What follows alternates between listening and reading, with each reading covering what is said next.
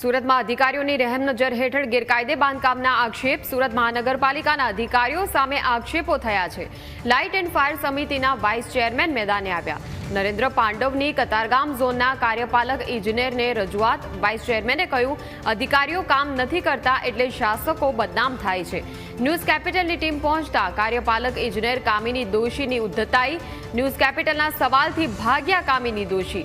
કામિની દોશીને જ્યારે પૂછવામાં આવ્યું કે ગેરકાયદે બાંધકામથી જો કોઈનો જીવ જશે તો જવાબદારી શું તમે લેશો, તો આ સવાલ કરતા કામિની દોશીએ માર્શલોને કહ્યું કે મીડિયાને બહાર કાઢો। મારી મંજૂરી વગર ઓફિસમાં કેમ મીડિયા આવે છે? ગેરકાયદે બાંધકામ અંગે કામિની દોશીની બોલતી બંધ થઈ ગઈ। કતારગામ ઝોનની અંદર વિડીયોગ્રાફી, ફોટોગ્રાફી કે રેકોર્ડિંગ કરવા પર મનાઈ ફરમાવી દીધી છે। કામિની દોશીના આદેશથી કચેરીમાં બોર્ડ પણ લગાવી દેવામાં આવ્યા। જો સામાન્ય વ્યક્તિને તકલીફ પડે તો વિડીયોગ્રાફી, ફોટોગ્રાફી કેમ ન કરી શકે તેને લઈને સવાલ ઉઠ્યા। એક તરફ સરકારના મંત્રીઓ એવું કહે છે કે અમારા અધિકારી જો ઉદ્ધતાઈભર્યું વર્તન કરે તો વિડીયો બનાવીને મોકલો, અને બીજી તરફ અધિકારીઓ કચેરીમાં જ વિડીયોગ્રાફી પર પ્રતિબંધ મૂકી દે છે।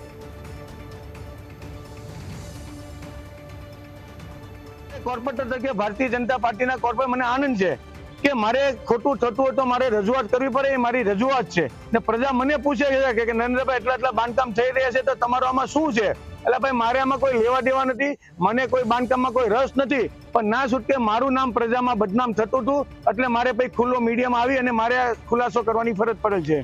મેડમ, 12 બોર્ડ લગાવ્યા છે કે કેટલું યોગ્ય છે આ બોર્ડ લગાવવા, કેટલા યોગ્ય મેડમ? કારણ કે સામાન્ય વ્યક્તિ રજૂઆત કરવા આવે છે। ઉભારો પહેલા તો એક જ મિનિટ। જી મેડમ, બંધ કરો કેમેરો। મેડમ કેમેરો બંધ નહીં થાય કે યોગ્ય કે કેટલું યોગ્ય? કોના હુકમથી તમે લગાવ્યું છે? કોના હુકમથી લખાયું છે એટલે વહીવટી પ્રક્રિયા છે, અમને જે યોગ્ય લાગે તે પણ સરકારી કચેરીમાં નથી અલાઉડ? શું મંત્રીઓ તો એવું કહે છે કે અમારા અધિકારીઓ કંઈ પણ કરે તો વિડીયોગ્રાફી કરીને અમને આપો। ના, એ ખોટી વાત છે। તો સરકારે કીધું છે આવું? ભલે સરકારે, મુખ્યમંત્રીએ કીધું છે અગાઉ? ભલે સરકારે કીધું હોય, પણ એ રીતે તમે અમારી પરમિશન વગર વિડીયોગ્રાફી ના કરી શકો।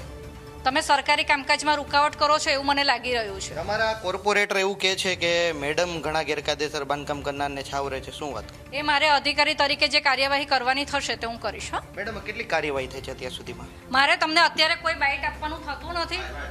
કેમેરો બંધ કરો। કેટલી કાર્યવાહી કરો છો? બંધ કરો મેડમ, કેમેરો બંધ નહીં થાય, કેટલી કાર્યવાહી કરી છે? કેટલા પત્રના શેડ તોડ્યા છે? મારે લેખિતમાં જે આપવાનું થતું હશે તે હું આપીશ। કેટલા પત્રના શેડ તોડ્યા છે? લેખિતમાં જે આપવાનું થતું હશે તે હું આપીશ। પત્રના શેડ કેટલા? મારે લેખિતમાં જે આપવાનું થતું હશે તે હું આપીશ। કેટલા ગેરકાયદેસર બાંધકામ? મારે જે લેખિતમાં જવાબ આપવાનો થતો હશે તે હું આપીશ। અગાઉ પણ મેડમ ઘણી મોટી દુર્ઘટના તમારા વિસ્તારમાં બની છે, જવાબદારી કોણ? તમે લો છો?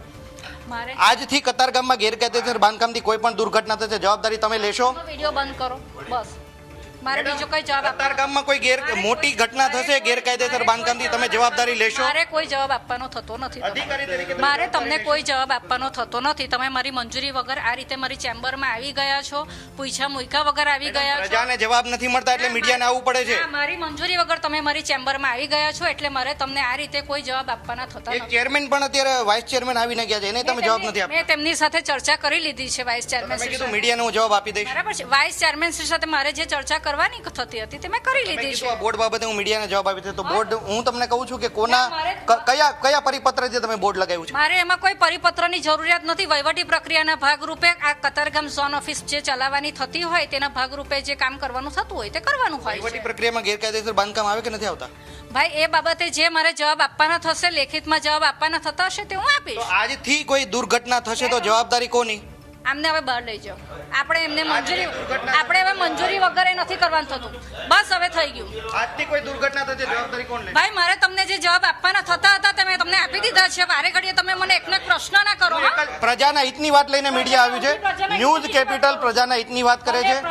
આજથી કોઈ દુર્ઘટના બનશે તો જવાબદારી કોણ લેશે? તમે લેશો? વાત કરો છો તે યોગ્ય વાત નથી કોઈ અધિકારી સાથે। એટલે ગેરકાયદેસર બાંધકામનું ધ્યાન દોરવું ગેરવ્યાજબી છે? ના, મેં જે ચેરમેન શ્રી આવેલા હતા તેમની સાથે મારે જે ચર્ચા કરવાની હતી તે કરી લીધી એક છે। જ બાંયધરી લઉં છું કે પતરાનો શેડ તૂટ્યો તો ક્રિકેટ બોક્સ તૂટ્યું હતું, એક બેને ઈજા થઈ હતી, આવી કોઈ ઘટના બનશે જવાબદારી કોની? મારે તમને હવે કોઈ જવાબ આપવાના થતા તમે નથી। જવાબદારી નથી લેતા મારે તમને કોઈ જવાબ આપવાના થતા એટલે તમે ગેરકાયદેસર બાંધકામ કરાવેલા છે? તમને કોઈ જવાબ આપવાના થતા નથી। એટલે તમે છાવરો છો ગેરકાયદેસર બાંધકામ કરનારને? તમે છાવરી રહ્યા છો?